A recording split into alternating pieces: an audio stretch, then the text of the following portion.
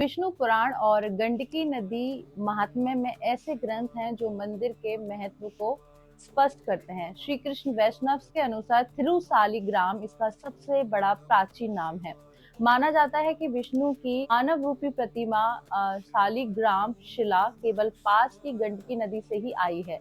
मुक्तिनाथ 24 तांत्रिक स्थलों में से एक है और तिब्बती बौद्धों में आकाश नर्तकियों के रूप में जानी जाने वाली देवियों जिन्हें डाकिनियों के नाम से जाना जाता है।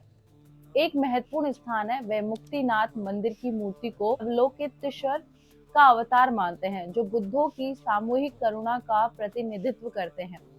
बौद्ध इसे चुमिक ग्यात्सा कहते हैं। तिब्बती भाषा में इसका नाम सोजल है। नेपाल में स्थित मुक्तिनाथ मंदिर वास्तव में कहाँ पर है? नेपाल के मुस्तांग में थरोंग ला पर्वत दर्र की तलहटी में स्थित मुक्तिनाथ मंदिर नेपाल की मुक्तिनाथ घाटी में एकांत में बसा हुआ है। नेपाल के अन्नपूर्णा क्षेत्र में रानीपोवा गांव के निकट स्थित है। मुक्तिनाथ मंदिर में मुख्य रूप से अन्नपूर्णा सर्किट ट्रैक पर जाने वाले अंतर्राष्ट्रीय पर्यटक दर्शन करने आते हैं। मुक्तिनाथ धाम समुद्र तल से 3800 मीटर की ऊंचाई पर स्थित है जो इसे विश्व के सबसे ऊंचे मंदिरों में से एक बनाता है। मुक्तिनाथ मंदिर के उत्तर में तिब्बती मैदान और दक्षिण में बर्फ से ढकी अन्नपूर्णा पर्वतमाला का मनमोहक दृश्य दिखाई देता है। नेपाल के मुक्तिनाथ मंदिर तक कैसे पहुंचा जाए? मुक्तिनाथ धाम नेपाल के सबसे अधिक दर्शन किए जाने वाले मंदिरों में से एक है। कई तरीकों से दर्शन किए जा सकते हैं। पहला, सड़क मार्ग से नेपाल मुक्तिनाथ मंदिर तक जा सकते हैं। फिर काठमांडू, पोखरा, जोसोम मुक्तिनाथ मार्ग से सड़क मार्ग द्वारा मुक्तिनाथ धाम की यात्रा में 6 रातें 7 दिन लगते हैं। काठमांडू से मुक्तिनाथ की दूरी लगभग 400 किलोमीटर है। काठमांडू से पोखरा तक पृथ्वी राजमार्ग से होते हुए जोसोम, वेनी, तातोपानी, घासा, मारफा और कागवेनी कस्बों से गुजरते हुए मुक्तिनाथ मंदिर तक पहुंचा जा सकता है। नेपाल के मुक्तिनाथ मंदिर की हवाई यात्रा काठमांडू, पोखरा, जोसोम मुक्तिनाथ मार्ग के सड़क मार्ग द्वारा मुक्तिनाथ धाम की यात्रा में 4 रातें 5 दिन लगते हैं। मुक्तिनाथ मंदिर के सबसे नजदीकी हवाई अड्डे जोमसोम है। काठमांडू से मुक्तिनाथ के लिए कोई सीधी उड़ान उपलब्ध नहीं है।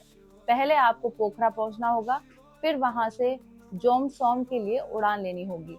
काठमांडू से पोखरा की उड़ान में आमतौर पर 1 घंटा लगता है और पोखरा से जोमसोम की उड़ान में भी लगभग 1 घंटा लगता है। हेलीकॉप्टर द्वारा मुक्तिनाथ नेपाल मंदिर का भ्रमण। काठमांडू से मुक्तिनाथ मंदिर तक हेलीकॉप्टर यात्रा भी उपलब्ध है। हेलीकॉप्टर से नेपाल के मुक्तिनाथ मंदिर तक पहुंचने में केवल 1.5 घंटा लगता है। आप रानीपोवा से लगभग 30 मिनट की पैदल यात्रा करके आसानी से मुक्तिनाथ मंदिर तक पहुंच सकते हैं। मुक्तिनाथ मंदिर एक ट्रैकिंग और संरक्षण क्षेत्र में स्थित है, इसलिए इस क्षेत्र में प्रवेश करने के लिए 2 परमिट की आवश्यकता होती है। एक है ट्रैकर सूचना प्रबंधन प्रणाली परमिट और दूसरा है अन्नपूर्णा संरक्षण क्षेत्र परियोजना परमिट, ACAP और TIMS। मुक्तिनाथ मंदिर दर्शन के लिए आने वाले लोगों के पास ये 2 अनुमतियां होनी चाहिए क्योंकि इनके बिना इस क्षेत्र में प्रवेश करना निषेध है। मुक्तिनाथ मंदिर घूमने के लिए सबसे अच्छे महीने कौन से हैं? मार्च से जून मतलब ग्रीष्म ऋतु में आप जा सकते हैं। स्थल का भ्रमण करने के लिए माध्यम अनुकूल परिस्थितियां सबसे उपयुक्त है। तापमान अधिकतम 32 डिग्री सेल्सियस तक पहुंच सकता है। ये मंदिर के मनोरम दृश्यों और वातावरणों को कैमरे में कैद करने का सबसे अच्छा समय है। सितंबर से दिसंबर में मतलब मानसून के बाद का मौसम सही रहता है।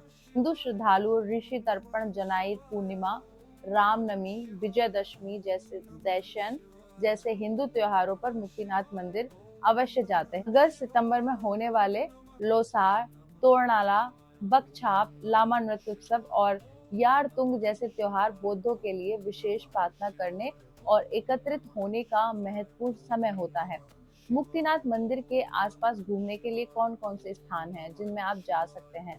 पहला है सांबा गोप्पा विष्णु पादुका मुक्तेश्वर महादेव मंदिर, नरसिंह गोप्पा 108 मुक्ति धारा, मुक्ति कुंड, ज्वाला माई मंदिर, सांग्या बुद्ध, संतोख पालकी लिंगमा गुरु।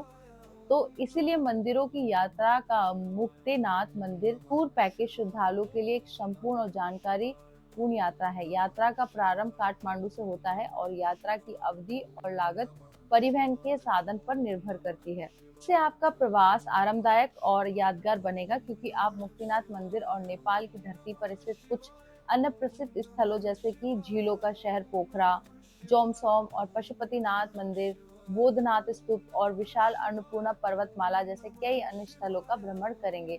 जो लोग कैलाश मानसरोवर यात्रा को मुक्तिनाथ यात्रा के साथ जोड़ रहे हैं, उनके लिए 5 दिन और 4 रातों का टूर पैकेज उपलब्ध है, या फिर आप 5 रातों और 6 दिनों का विशेष मुक्तिनाथ टूर भी बुक कर सकते हैं, जिससे आप इस स्थान की दिव्यता और भव्यता का सही मायने में आनंद ले सकते हैं। तो अगर आप अपनी मुक्तिनाथ यात्रा को अविस्मरणीय बनाना चाहते हैं, तो जानकारी अच्छी लगे तो वीडियो को शेयर कर दीजिए और मेरे साथ बोलिए ओम नमः पार्वती पते हर हर महादेव शिव शंभो।